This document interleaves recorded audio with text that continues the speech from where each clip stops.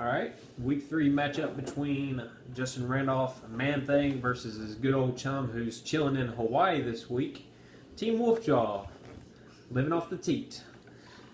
We got at quarterbacks, we have Carson Palmer versus Matt Stafford.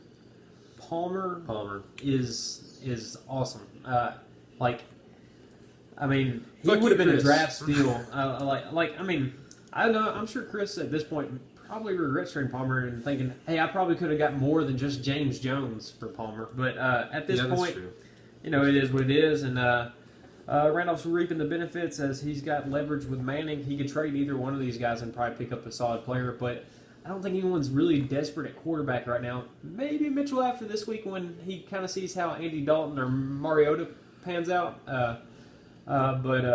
Or maybe Sebo, who had Sam Bradford, and he's got Cam Newton, but Cam Newton's kind of erratic. We'll just kind of see how that goes. But in this matchup, got to go Palmer over Stafford, especially with Stafford going up against Denver. I'm more curious about these running backs. I mean, we got Jamal Charles and Ingram against Marshawn Lynch and Doug Martin. And that is really good as far as closeness when it comes to running backs.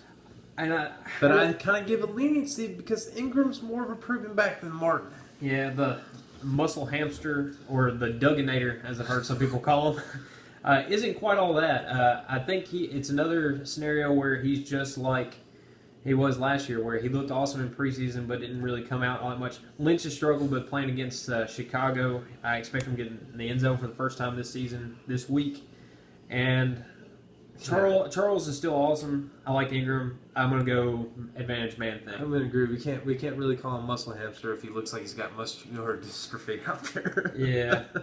Now, Allen Robinson kind of busted out on the scene. A lot of fantasy analysts and experts kind of picked him as like a sleeper, bust-out, breakout player. And Randolph definitely bought into the hype, and he looked good last week. He really did. He did look good, but I think it has to be more than one game for I buy. Yes, we'll see sustained point total. So we'll just kind of see how that goes. Devontae Adams has not showed up. With James Jones getting signed back, his value's been not so good. And then Adams is actually dealing with like an ankle issue right now or something like that. So we'll just have to see how it pans out. But T.Y. Hilton and Brandon Marshall on this side. Brandon Marshall has been back to stud level elite wide receiver numbers. And on top of that, Decker is currently hurt, and it's unclear whether or not he will play this Sunday. So Marshall may be getting a lot of looks. And T.Y. Hilton, if he's healthy and he's out there, he's going to be getting numbers. But I actually expect Moncrief to have I don't really think it's a bold prediction, but I think Moncrief will have the best numbers out of Colts receivers this week. But I'm going to go advantage. I'm going Wolfjaw. I'm going to go Hilton and Marshall. And they just been doing better overall and more consistent.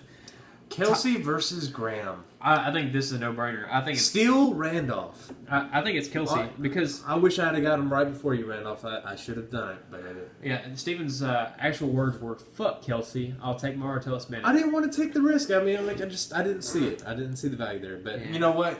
Graham seems very frustrated with Seattle right now. He's not getting the looks that he did when he was playing for the Saints. But, I mean, I'm hoping that maybe Carroll has kind of taken notice of this and his frustrations, and maybe we might see a Graham touchdown.